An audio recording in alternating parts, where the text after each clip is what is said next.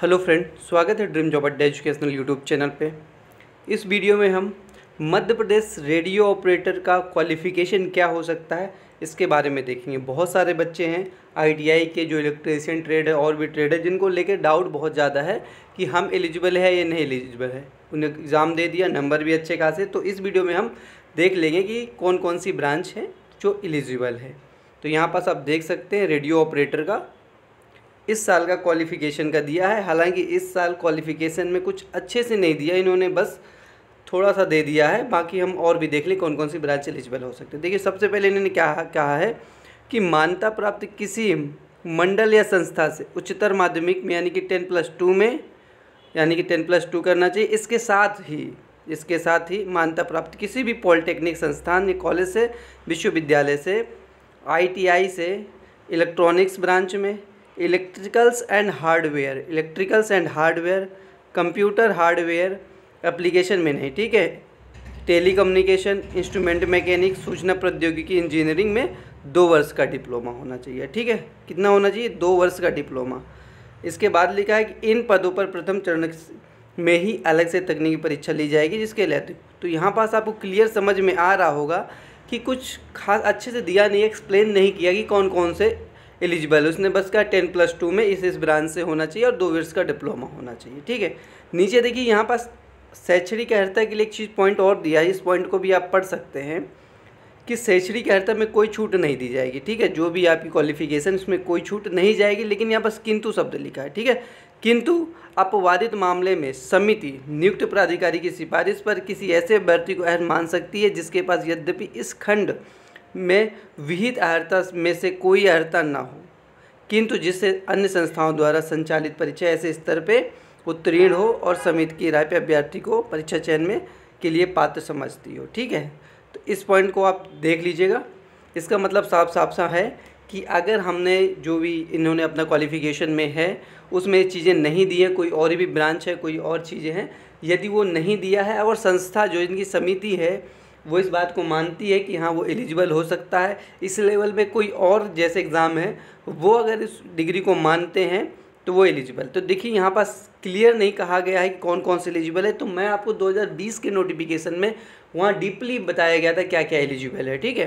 यहाँ पास ना बीटेक का जिक्र है, ना यहाँ पास आपका जिक्र है पॉलिटेक्निक का, ना ही आईटीआई 3 ईयर डिप्लोमा का जिक्र है। यहाँ प्लस 10+2 प्लस 2 साल का आईटीआई बोला हुआ है, ठीक है। तो चलिए, मैं उस वाले वीडियो में आपको, सॉरी वीडियो कह रहा हूँ, उस वाले आपको नोटिफिकेशन में आपको ले चलता हूँ। तो ये आपका 2020 का रेडियो ऑपरेटर का डीपली दिया था मैंने कि हर एक सिलेबस के साथ साथ आपका कौन कौन से ब्रांचेज एलिजिबल है वो हर चीज़ को यहाँ पर डीपली दिया गया था, ठीक है। तो यहाँ पास आप देख सकते हैं क्या कहा गया है। इस पद के लिए उम्मीदवारों को 10+2 प्लस प्रणाली 12वीं पास से चाहिए, ठीक है। ये तो था। और यहाँ से कौशल विकास उद्यमिता से ये NCVT या फिर SVCITI 2 वर्ष का डिप्लोमा। और यहाँ पास ये इतनी चीज़ों को इसने उठा लिया, यहीं से उठा लिया है। 1-2 ब्रांचों को इसमें और ऐड करे, इलेक्ट्रॉनिक्स, कंप्यूटर, इंस्ट्रूमेंटेशन, इंफॉर्मेशन, ये टेलीकम्युनिकेशन, ये यहाँ तक पूरा उठा लिया, ठीक है। इसके बाद का इन्होंने नहीं एक्सेप्ट लिया था, ठीक है।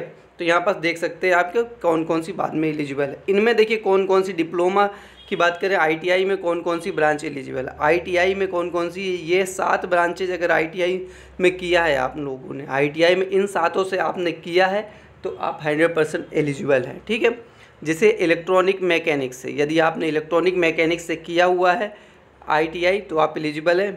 मैकेनिक रेडियो एंड टेलीविज़न से अगर आप इस ब्रांच से हैं, इंस्ट्रूमेंट मैकेनिक्स से हैं, मैकेनिक्स कंप्यूटर हार्डवेयर से हैं, इंफॉर्मेशन कम्युनिकेशन टेक्नोलॉजी से, information technology and electronics technician power electronics से हैं। अगर इतनों से आप हैं तो आप आईटीआई में इनमें से हैं तो आप एलिजिबल है। देखिए, अथवा भी यहाँ पास दिया हुआ है, अथवा है। अभी तक ये 10+2 प्लस क्या था, 2 साल का डिप्लोमा। नेक्स्ट पॉइंट आप देख सकते हैं कि मानव संसाधन विकास मंत्रालय सरकार, MHRD, अखिल भारतीय तकनीकी शिक्षा परिषद, AICTE, विश्वविद्यालय अनुदान UGC से मान्यता प्राप्त पॉलिटेक्निक में किसी एक विषय में अथवा 3 वर्षीय डिप्लोमा, यानी कि यहाँ 3 वर्षीय डिप्लोमा भी है, किन में, इलेक्ट्रॉनिक्स में, कंप्यूटर इंस्ट्रूमेंटेशन, इंफॉर्मेशन, ये सब चीज़ों में। यहाँ पास ब्रांच देख लीजिए कौन कौन से ब्रांचों में आपका डिप्लोमा होना चाहिए, 3 वर्षीय डिप्लोमा। तो यहाँ पास ये आपकी 6 जो हैं, इनमें 3 वर्षीय अगर डिप्लोमा है तो आप एलिजिबल है। किस में? इलेक्ट्रिकल में, इलेक्ट्रॉनिक्स में, इलेक्ट्रॉनिक्स एंड टेलीकम्युनिकेशन में, इंस्ट्रूमेंटेशन में, कंप्यूटर साइंस में एंड इंफॉर्मेशन टेक्नोलॉजी। इनमें यदि आपका डिप्लोमा भी है तो भी आप एलिजिबल है।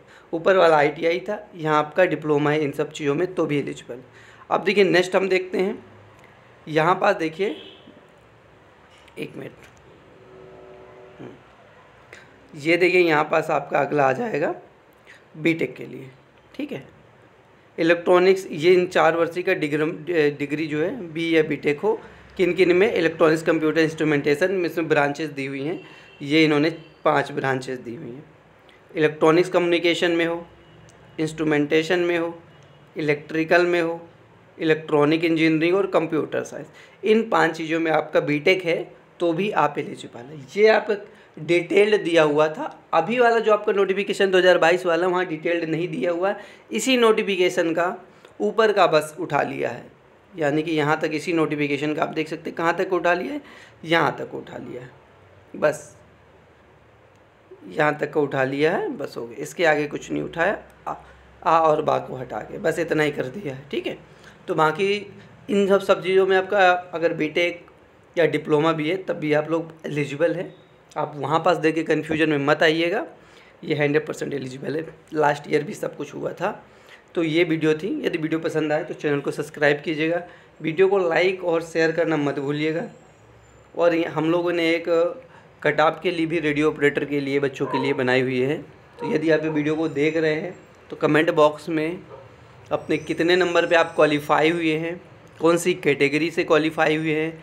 यदि आप OBC कैटेगरी से क्वालिफाई हुए हैं तो आप अपने नंबर दोनों, यानी कि पेपर फर्स्ट और पेपर 2 का, प्लस कौन से क्राइटेरिया में हुई है, 87% या 13% में हुई है, ये सब चीज़ें दीजिए। जितने ज़्यादा हमको डेटा मिलेगा उतना ज़्यादा कंफर्म होगा, आप लोग को परेशान नहीं होना पड़ेगा कि बच्चों का सिलेक्शन कितने नंबर में होने वाला है। क्योंकि आपका इस बार का क्वालिफ़िकेशन जो है फिजिकल का ना के बराबर है, सिर्फ और सिर्फ रनिंग है। तो सिर्फ आपका क्या है, मेनली आप नंबर दोनों में किसके कितने ज़्यादा हैं वही डिपेंड करेंगे। हालांकि इस बार आपका वैकेंसी भी काफ़ी ज़्यादा है, लास्ट ईयर की अपेक्षा 2.3 या 2.4 टाइम्स वैकेंसी हैं। पिछले साल तो आपके 138 थे, इस बार 350 के आसपास है। वैकेंसी भी बढ़ भी जाएंगी, कुछ बहुत बढ़ जाती है। लास्ट ईयर में भी थोड़ा सा बढ़ाई गई थी जो शुरुआत में आई थी।